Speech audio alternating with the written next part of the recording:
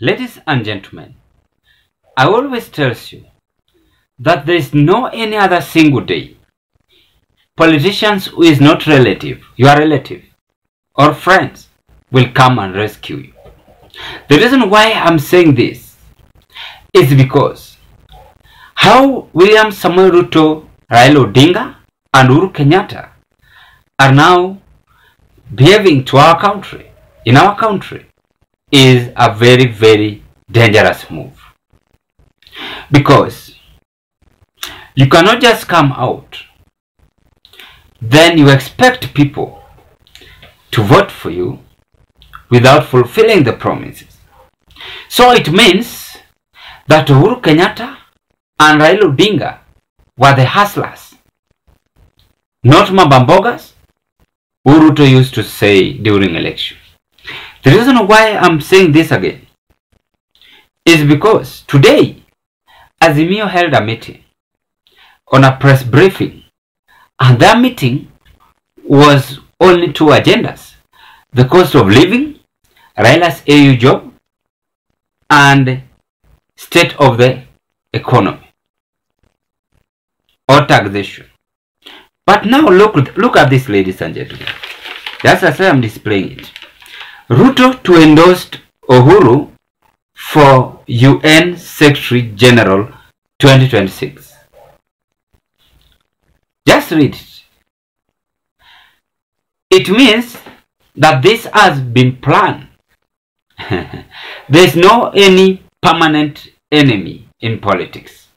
Sasa wewe ukiwa hapo ufaa ujue kenye inaendelea. I always say that politics is always well drafted, planned, plotted for any politician to achieve whatever he or she wants. Couldn't you believe that Uhuru Kenyatta and William Samoei Ruto could have come together at this moment, this way, and Ruto proposed Uhuru Kenyatta to United Nations Secretary General? Couldn't you believe that William Samoei Ruto could have come together as today to meet with Raila Odinga and proposed him for African chairman AU job? So these are the questions we ought to ask ourselves. I don't want us to blame ourselves or to blame individually. I know some people will say, oh, we only dwell on one side. This is not one side. But I think and I believe you are watching whatever is happening in our country. Have you ever asked yourself, how many people are aware of getting such kind of job? Not that I'm speaking bad, sincerely speaking. Uhuru is receiving retirement benefit from the government. Raila is receiving retirement benefit from the government. Kalonzo is receiving retirement benefit from the government. You want to tell me there's nobody somewhere who can come and take the chance of Uhuru Kenyatta, and even of Raila, and even of Kalonzo? As things are going, it means that even Kalonzo is going to be given a chance. Now, the question is, what is the secret behind on this movement? Number one, President Ruto wants a peaceful ruling to extend whatever he wants to do in the country, be it numbers of years or any other thing else. Number two, and be aware of this, these people want to be reunited again to destroy Kenya's life. Wewe mwenyewe. They have regrouped themselves to form dynasty, in that kila mtu atakuwa anapata shares kwa serikali. Kama ni Ruto iende kwa Ruto, kama ni Raila iende kwa Raila, kama ni Uhuru iende kwa Uhuru, kama ni Kalonzo iende kwa Kalonzo. Wewe unaamka asubuhi saa 9 unapangia mtu laini. Sahi sasa ona. The only person who can stand firm and speak the truth, and I love this man, is Alfred Keter. And he once said, say the truth and the truth shall set you free. So you should not believe on somebody comes and deceive you. Oh, Raila is good. Oh, Uhuru is good. Oh, Ruto is good. Apana.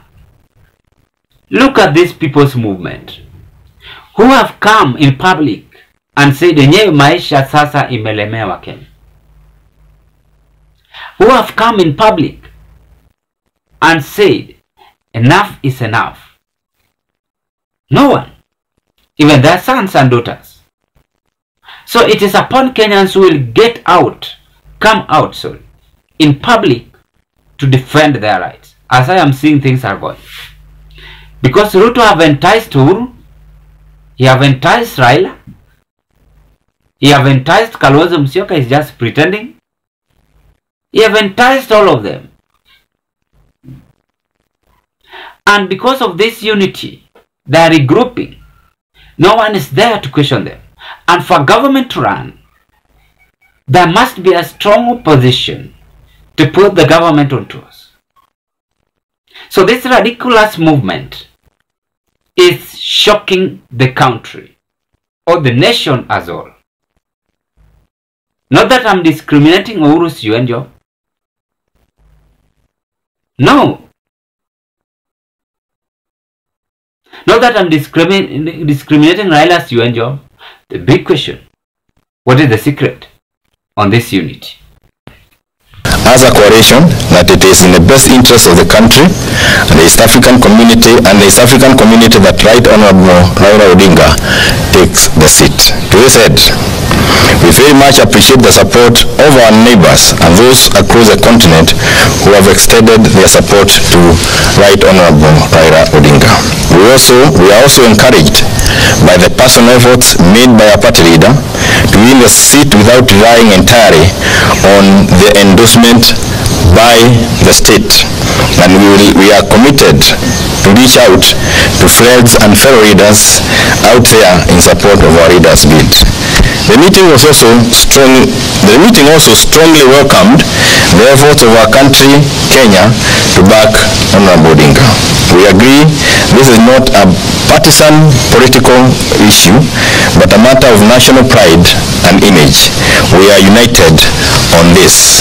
As a coalition, we are committed to stay united and stay the course of holding the KK regime to account and to fight for the rights and dignity of the people of Kenya.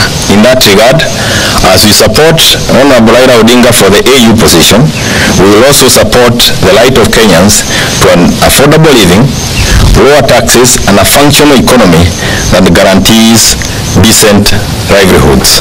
End of statement. I thank you. Okay. Just perhaps mention that our sister, Honorable Mother Karua. Now, that was Azimio press briefing. It contains a lot. And the only also three agenda they spoke about or they talked about is one, the high cost of living. Two, Raila's AU job. And on additional to that, NADCO, if you recall. And I did the analysis last year about the NADCO. And I will come back with that news. Then three, overtaxation. So these people have realized that the government have abandoned Kenyans, sincerely speaking. As the government abandoning Kenyans, let me today spill the beans. Them themselves are the one benefiting. Be it MP, be it MCA, be it the governor.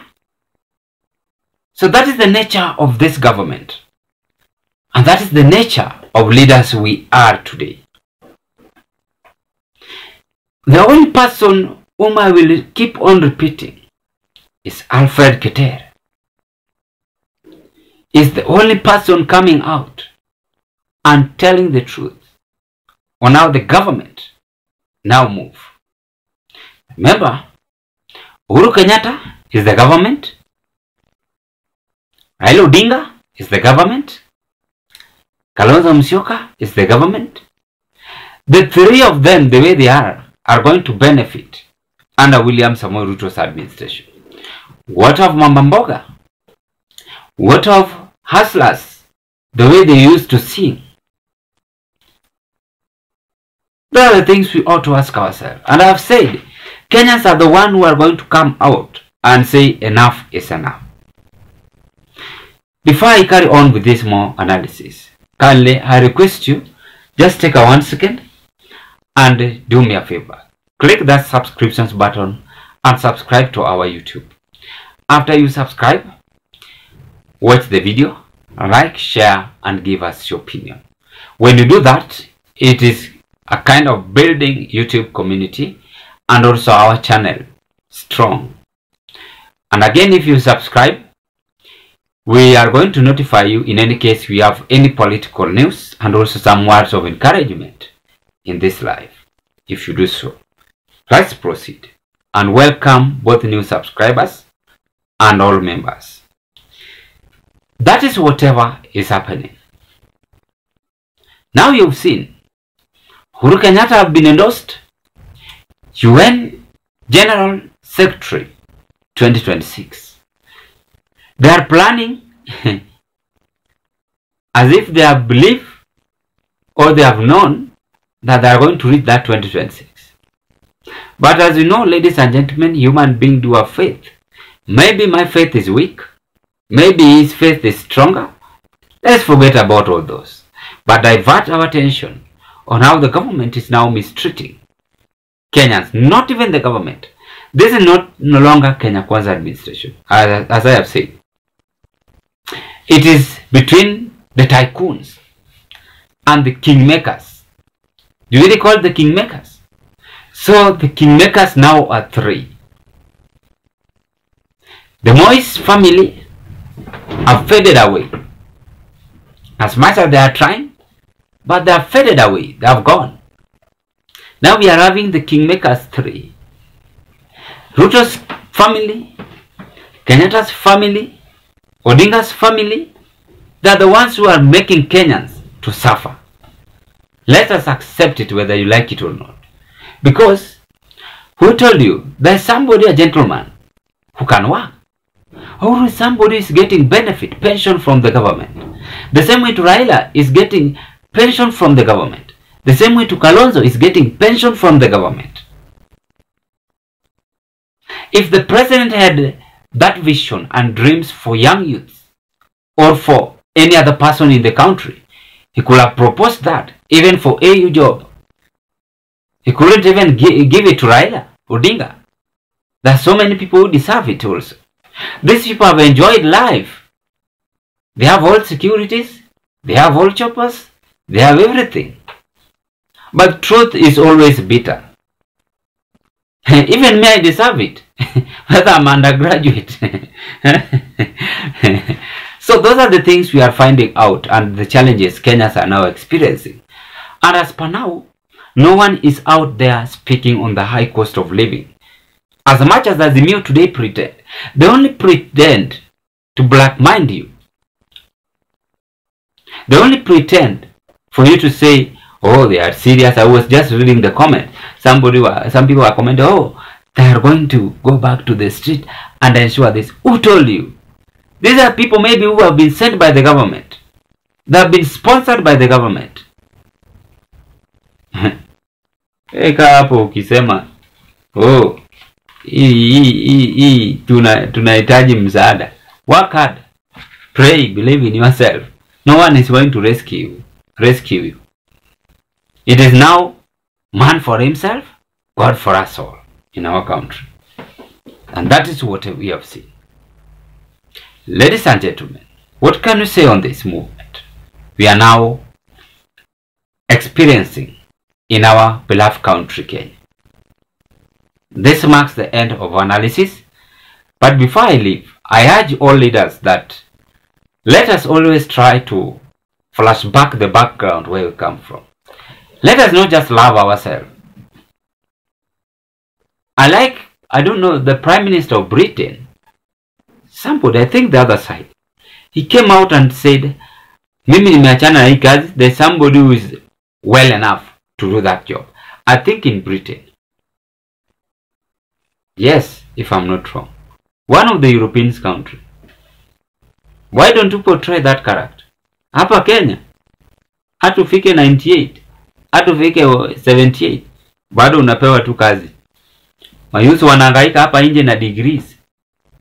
Ukitembea, be it in Kisumu, Kakamega, I'm telling you, you will cry. And that is the nature of our country. Then we are saying, we have a dream and vision. Which dream and vision? At 2030? At 2040?